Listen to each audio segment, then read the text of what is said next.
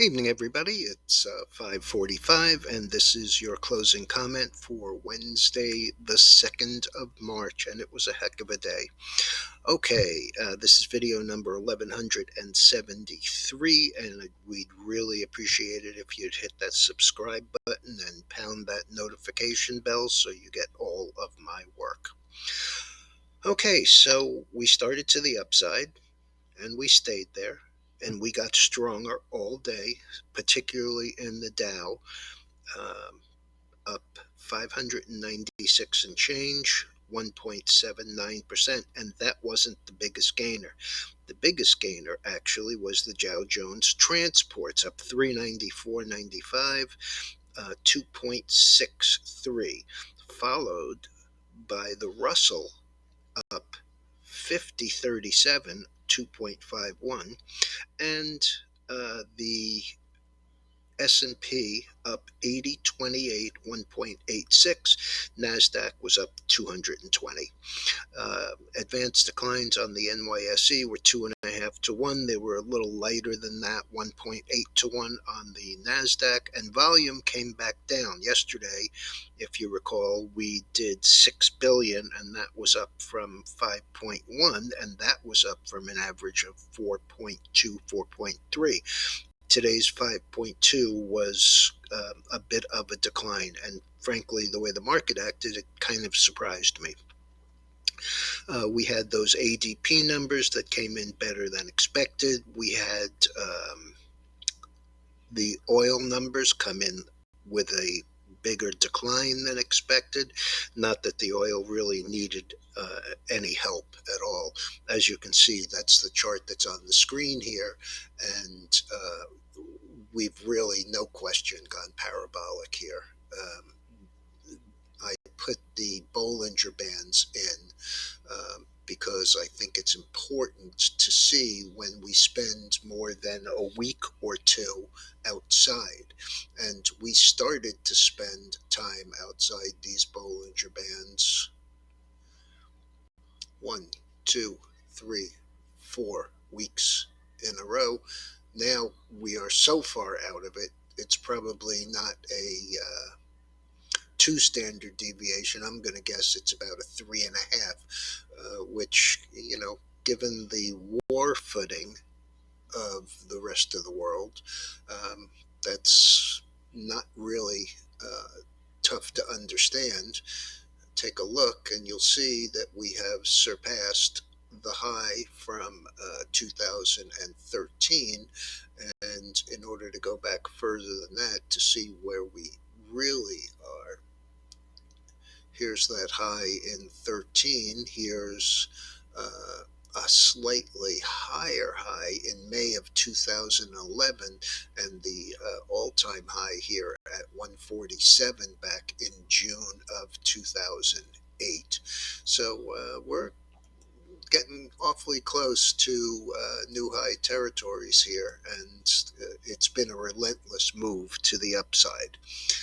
Other futures on the day, we had the grains a little bit on the soft side, except for the wheat. Remember, I mentioned this morning that wheat is a third of the world's wheat comes from Russia and Ukraine. So it's not surprising. Up 75 is limit up.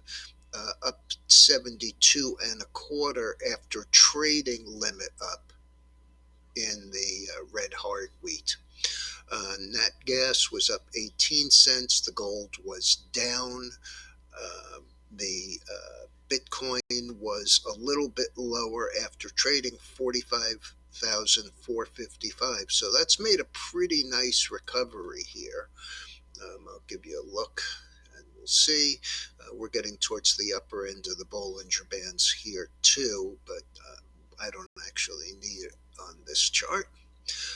So we broke down here when we closed below, let's see, 45,800, and we got all the way down to 32,500, and then we made a slightly higher low here. This is a daily, so this is just last week, but in less than a week, we've gone from a low of 34,300 to a high today of 45,455.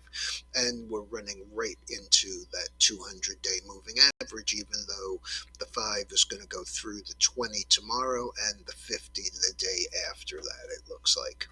So that's where we are. The Bitcoin, the bond market came down hard today, down about 2 and 3/4, I believe.